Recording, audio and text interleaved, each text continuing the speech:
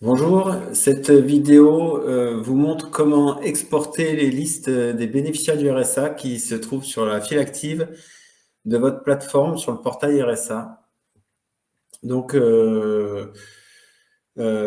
ceci vous permet de remplacer les listes qu'on transmettait de manière hebdomadaire sur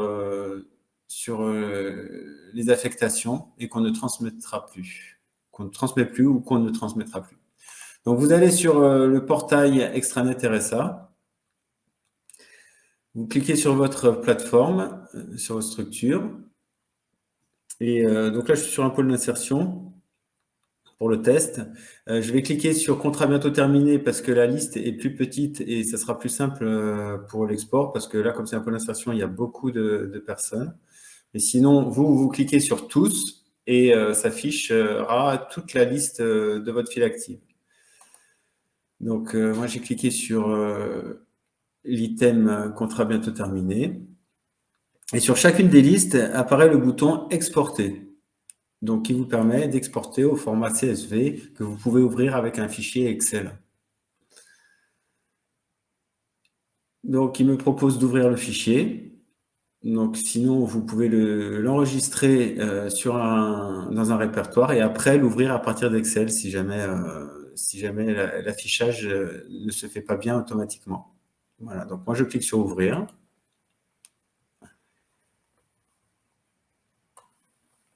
J'ai Excel qui s'ouvre automatiquement. Mais je vous dis, si jamais ça ne s'ouvre pas bien, vous enregistrez le fichier. Voilà. Et donc, apparaît donc la liste des allocataires. Donc là, c'est anonymisé parce qu'on est sur une base de test. Pour information, la colonne M, date de début, représente la date de début d'affectation. Depuis quand la personne a été affectée sur votre file active. Voilà. Donc, ça vous permet, si vous voulez voir les dernières personnes arrivées, vous mettez les filtres et vous pouvez sélectionner, par exemple, pour 2022, les personnes qui sont arrivées en mars. Ou même, si vous voulez, les personnes qui sont arrivées les dernières, le 4 mars. Vous voyez ? Et comme ça, vous avez les dernières personnes arrivées. Voilà, sur cet export. Donc, rapidement, je vous explique la signification de tous les champs. Donc, première colonne A, c'est le numéro CAF du bénéficiaire. Deuxième personne, c'est le code personne. C'est un code technique qui nous sert, qui est propre à la direction de l'insertion. Donc, vous n'en avez pas besoin. Le nom pair, c'est le nom de la personne. Colonne D, le prénom. Colonne E, la date de naissance de la personne. Colonne F, active personne, c'est si oui ou non la personne est active. Quand c'est un non, ça veut dire qu'elle n'est plus transmise dans les flux de la CAF. Nous n'en avons pas présentement là. Mais si jamais c'est en rouge qu'elles apparaissent dans les listes, et ça veut dire qu'en général, la personne n'est plus au RSA, les droits sont clos.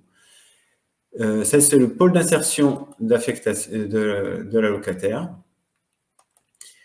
Le libellé du pôle d'insertion. Si la personne est en droit et devoir, top pair draw dev au RSA. Si oui, elle est en droit et devoir, donc elle doit avoir un contrat. Lib état d'os, c'est les droits ouverts. S'ils sont droits ouverts et versables, versement suspendu. La colonne K, c'est le motif. Si jamais les droits sont suspendus ou ne sont pas versés, il y a le motif du non-versement. Donc, pour ce cas-là, c'est ressources trop élevées. Le nombre de jours depuis qu'elle est affectée. Donc, vous pouvez trier par les plus récents ou les plus anciens. La date de début qu'on a déjà vue. La date de première consultation. Donc, quand vous cliquez sur un dossier, ça enregistre la date de première consultation. Et là, il n'y a personne qui a été consulté actuellement. Mais bon, c'est normal, c'est un pôle d'insertion. La date de dernière consultation. La date réelle de rendez-vous, c'est un champ que vous pouvez renseigner. le numéro du dernier contrat d'insertion, la date de signature du dernier contrat d'insertion, la date de début du dernier contrat d'insertion, la date de fin du dernier contrat d'insertion, le référent connu chez nous du dernier contrat d'insertion, l'action en cours, le nombre d'actions en cours, exactement. Ça, s'il y a un délai de régularisation, c'est-à-dire que si la personne a été convoquée et qu'elle est sous le coup d'une régularisation avant le passage à EP, vous avez le délai qui lui reste.